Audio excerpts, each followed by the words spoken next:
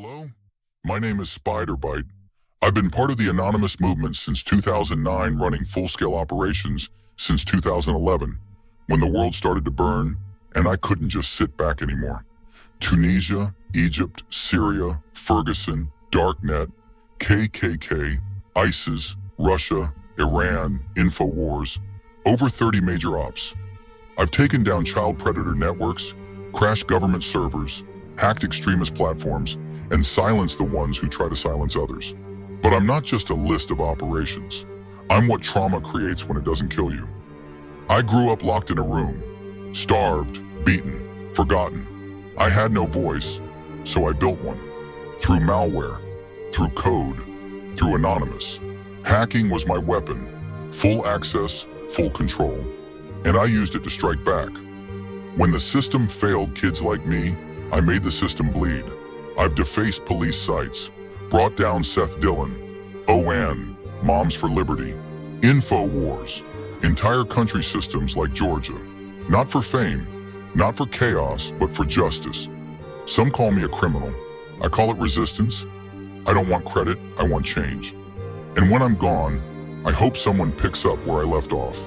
Like Snowden said, I can't in good conscience let them destroy freedom. Neither can I. I am Spiderbite, and I am still here. Okay, so today we're diving deep into, well, a really complex online figure.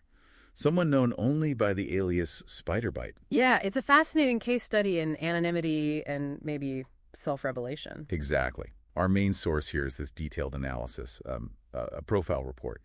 But what's really interesting is how much it relies on a text, like a declaration from Spiderbite himself. His story, in his words. Right, supplemented with some secondary research context. So our mission basically is to unpack this persona, try to understand the claims, the motivations, the activities he talks about. But with a huge caveat, right? Absolutely. We have to keep reminding ourselves, and you, the listener, that this is largely a self-reported narrative from someone anonymous. It's a real paradox, someone hiding in the shadows but sharing, well, seemingly so much personal stuff. Which is where the source material kicks off. Ah. Spiderbite's own account of his childhood. It's pretty harrowing. He literally describes himself as the result of pain, abuse, anger, and awakening. The report gets specific. Biological mother gone by age 5. An abusive stepmother he calls a monster. Yeah. And claims of extreme isolation, locked in his room. For months at a time turned into years. Grounded, isolated, abused. That's the quote. Wow. And school wasn't a refuge either. He felt judged because of lies my family told the school, he says, and was too scared to say anything. And, you know, clinically speaking, that kind of sustained trauma, especially in childhood, the abuse, the isolation, it has profound psychological effects. Like what?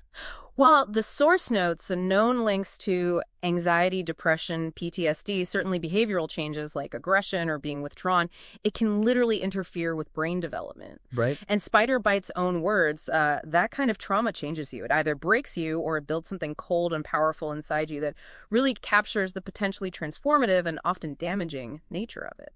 And it seems, according to him, it built that cold and powerful thing. He says it gave birth to a part of me that stopped caring what anyone thought. Pushing him into that double life he describes. Yeah, one is a street kid in gangs, the other is a hacker chasing chaos and control. And that control aspect is probably key. Experiencing such powerlessness as a kid, seeking control becomes a powerful motivator. Hacking seems to be where he found it. So how does that jump happen? From street kid to hacker? Well, he points to a specific realization. The quote is, "Code could be more powerful than fists, bullets, or badges." A turning point, it seems. And he claims he started young, like writing malware as a kid. Yeah, the report mentions dark comment, RAT specifically. That's a remote access Trojan, right? Lets you control another computer. Exactly. And also an early interest in FUD malware, fully undetectable stuff. So developing these skills early on? It gave him a sense of agency, power, maybe influence, that was completely missing from his home life, according to his narrative. Okay, so then comes the anonymous connection. Right. He claims affiliation starting around 2009. But not really active in operations until 2011. He says that's, quote, when the world started burning and I couldn't sit back and watch anymore. And that timing, 2011, that lines up. That was a huge year for anonymous activity globally. The Arab Spring, things like that. Exactly. And he says within Anonymous, he found freedom, a place where he could, quote, be me, no judgment, no face, just my cause and my skill. It fits the anonymous ethos, doesn't it? Perfectly. The focus on justice, freedom, anti-censorship, privacy, a community based on actions and skills, not physical identity. He even brings up Edward Snowden. Yeah, explicitly quoting that sentiment, I can't in good conscience allow the U.S. government to destroy privacy, internet freedom, and basic liberties. Neither can I. It's a direct parallel he draws. And another layer he adds is his Native American heritage. Which is really interesting. He says, everything the movement stands for is justice and freedom. As a Native American, that matters to me. It's in my blood to fight when the system turns against the people. So it's not just a hacker identity, it's rooted deeper for him. The source suggests this provides a kind of cultural framework for his anti-authoritarian stance, connecting his personal fight to a larger historical struggle. Okay, so we have this background. The trauma, the turn to code, finding anonymous, this heritage connection. What does he claim he actually did? Yeah. The report says over 30 major operations. It's a significant number. Let's group some of the big ones he mentions. Early on, 2011, 2012, linked to the Arab Spring. Op Tunisia, Op Egypt. Yeah, he claims specific actions like a security audit of Tunisia's infrastructure, targeting DNS servers, helping Egyptians bypass censorship. Were Anonymous involved then? Oh, definitely. Yeah. Public reports confirm heavy anonymous activity during the Arab Spring DDoS attacks, providing tools, etc. His claim about targeting specific DNS servers in Tunisia is, well, quite specific and technical. He also mentions Op Darknet, targeting sites like Lola Tacidio and Freedom Hosting. Child predator sites, yeah. And his claim is pretty bold. He helped dismantle Freedom Hosting before anyone else even touched it. Anonymous certainly targeted those kinds of sites back then. Freedom Hosting itself was taken down by law enforcement later, in 2013. His claim suggests an earlier disruption effort from within Anonymous, maybe targeting the service before the official takedown. Okay, moving forward. 2015, he claims involvement in Op KKK and Op ISIS. Again, this aligns with public knowledge. Anonymous did launch campaigns around then, Op KKK trying to expose members, and Op ISIS after the Paris attacks, targeting their online presence. Right. Now, this is where it gets maybe even more complex. The claims from the last few years, 2022 to 2025, big geopolitical stuff. Yeah, Op Russia he calls his biggest one yet. Claims he waged war on Russia, cyber infrastructure. That's a massive claim. Huge. And also ops against Iran and specifically Operation Georgia. And the Georgia claim is, Wow. quote, Operation Georgia, I hacked every government ministry website. Okay, so the source material does confirm public reports from August 2024 of Anonymous claiming attacks on Georgian government sites and state media. The country of Georgia, right, not the U.S. state.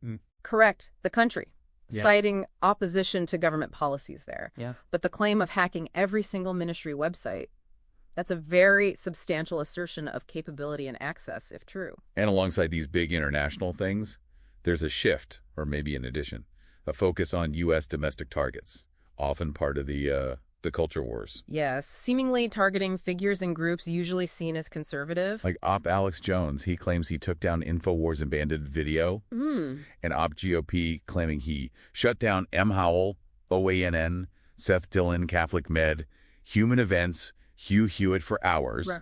and Op Moms for Liberty, claiming he knocked Moms for Liberty offline. His stated reason, their words poison minds. Right. Now, it's really crucial here. We're just relaying the claims from the source material. These targets are conservative media, commentators, and groups. Yeah, we're not endorsing any of this, just reporting what's claimed. Exactly. The method he describes, shutting down, knocking offline, sounds like DDoS attacks, which, as the source notes, are illegal. And hard to verify. Very. The report specifically mentions difficulty confirming things like a complete takedown of InfoWars via hacking during that time frame.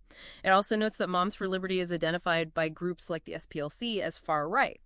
We're just presenting the claims impartially. So you see this arc in his claimed targets, from international causes and anti-exploitation To fighting domestic extremist groups. and now this recent dual track. Huge geopolitical conflicts and very specific, often partisan, U.S. domestic targets. It suggests a complex evolution, definitely. Could be his own views changing, could be following trends within Anonymous, maybe just seizing opportunities based on what he sees as unjust. Yeah. It's likely a mix. What about the how? His technical skills beyond just targets. He presents himself as more than just a script kiddie running tools. Right, the malware authoring claim. Dark Comet RAT is a favorite that early interest in FUD malware. suggests development capability. Yeah, creating his own offensive tools. And DDoS is obviously a core tactic. His justification is interesting. Very. He says, every action has meaning. Every disruption, it sends a message. It makes them feel vulnerable like we've felt for generations. That's quite a statement. It's revealing. The source points this out. He sees DDoS not just as technical disruption, but as psychological warfare, a way to inflict the vulnerability he felt. Like symbolic payback. Almost, yeah. An empathetic reversal, perhaps. And then there are the admissions that go way beyond activism. The black hat stuff. Yeah. He just comes out and says it. Quote, I was a serial swatter, doxer, black hat selling identities, and a lot more. Swatting. Yeah. That's incredibly dangerous, calling in fake emergencies. Extremely. Doxing, selling identities, these are serious, illegal, and unethical acts. And he attributes them directly to his past trauma. Saying he was lashing out the world because I was drowning in anger. Right. Framing it as uncontrolled personal turmoil, not calculated ideology at that time. It's a striking confession. He also mentions the personal cost. I've lost friends, I've lost family, I've burned bridges.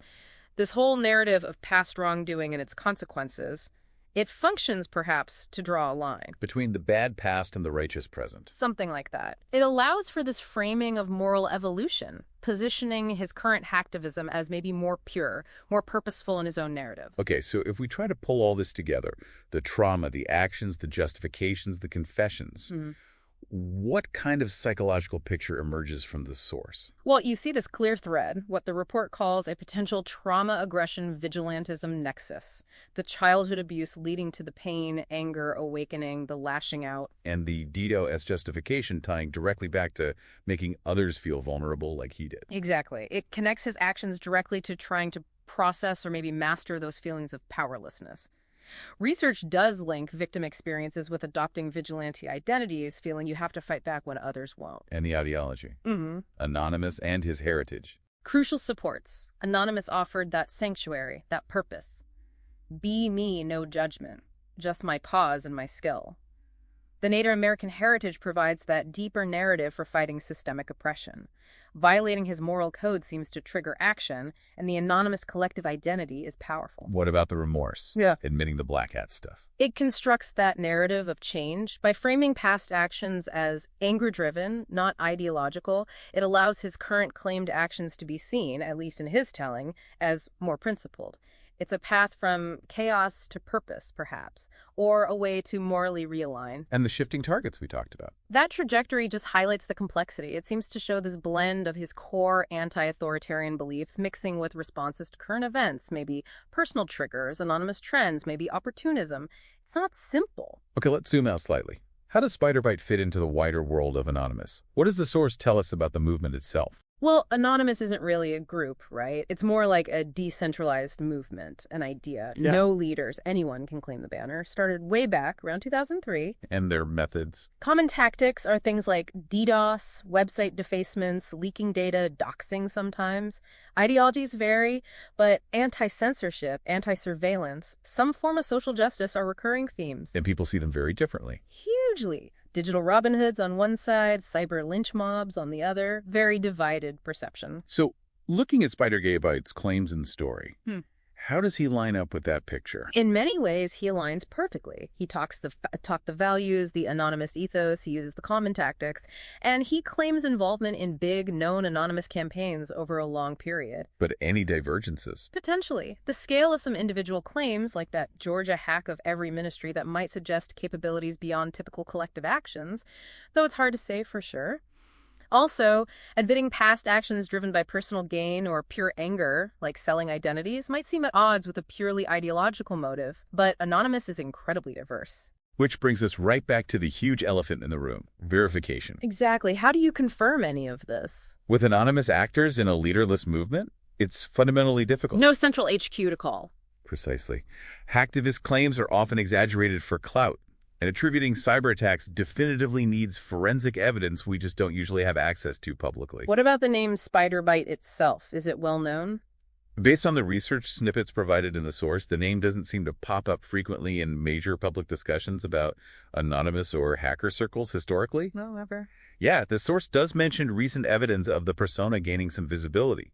Specifically, a Dark Web Today podcast episode from May 2025 titled, at spydir, unmasking the hacker. Ah, okay. So maybe not a historically huge name, but someone who's recently surfaced or gained notoriety. That seems to be the implication, yeah. Yeah. Some level of public notice recently. Wow. Okay, so we've journeyed through this incredibly detailed, very raw personal story, Yep. layered with these massive claims of impact, global and domestic, but all filtered through an anonymous source, making verification incredibly challenging. So what does digging into a figure like Spider really tell you, the listener? What does it reveal about the kind of motivations driving people in these anonymous online spaces? How does that deep personal history, the trauma he describes, intersect with online action and what someone perceives as fighting for justice? And maybe the final thought to leave you with. Given these huge verification hurdles in this deeply personal, trauma-fueled narrative, Yeah. how do you go about evaluating the actions, the claims, the stated motives of anonymous figures like this online? What weight can you or should you give to their self-told stories?